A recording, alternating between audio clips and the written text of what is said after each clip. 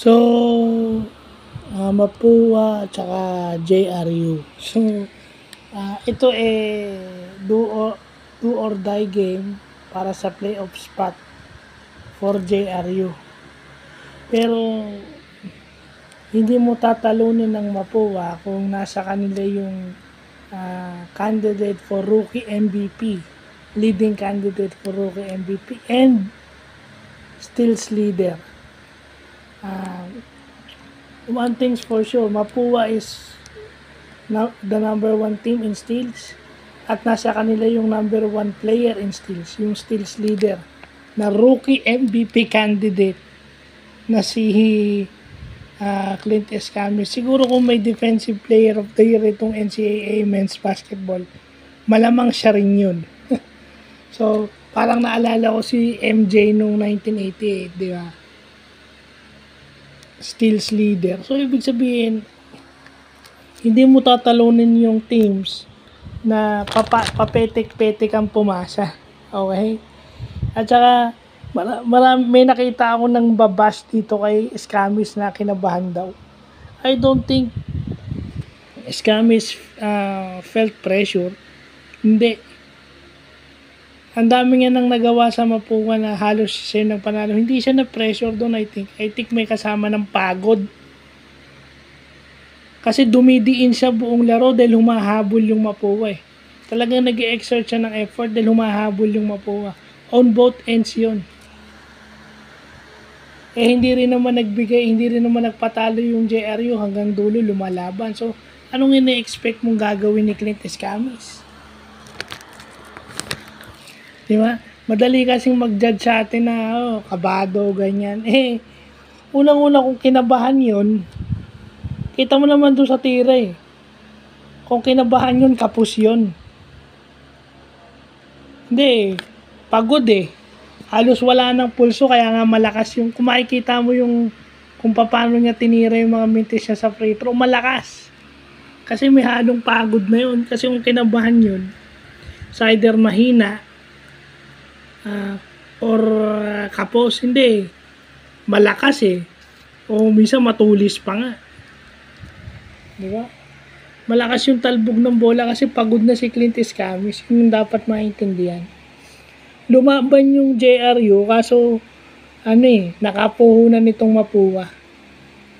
Mapua is making shots at the right place at the right time. So yun lang yung nagpatalo sa JRU. I mean, mayroon silang kasi hindi ka naman mananalo na puro offense lang. Kasi may team defense kayo, yung JRU is pressuring the whole game. Pero doon mo makikita pag importanteng game, yung defense ng isang particular player. Diba? Yung Escamis is a steals leader. So hindi ka pa pwedeng tamad ng pasa pag alam mong nandun si Escamis kasi aagawan ka niya, layup na yun.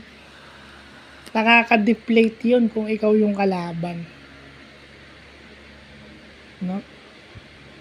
Buong laro yun. Every time na nasa loob siya, opensa, depensa siya. So, yun yung hindi mo hindi ko kasi alam dito minsan sa ibang mga tao parang sasabihin kabado, ganyan. Sila nga mismo sa interbarangay hindi nila inaamin. Sila yung kabado.